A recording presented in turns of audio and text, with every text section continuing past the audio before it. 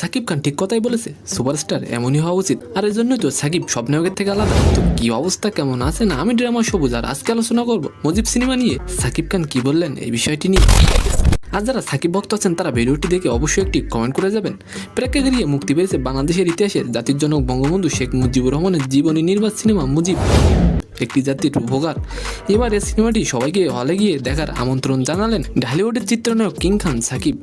শনিবার 14 অক্টোবর নিজের ভেরিফাইড ফেসবুকে সিনেমাটি পরিসংগে সাকিব জানিয়েছেন, বঙ্গবন্ধুর জীবনের গুরুত্বপূর্ণ অংশ নিয়ে নির্মিত সিনেমাটি সকলে যেন প্রেক্ষাগৃহে উপভোগ করে। শাকিব খান আরও জানান, আপনার নিকটস্থ প্রেক্ষাগৃহে গিয়ে আপনারা সবাই সিনেমাটি দেখবেন আশা করি। সাকিবের এমন ফেসবুক পোস্টে ভক্তরা তাকে জানিয়েছে সম্মান।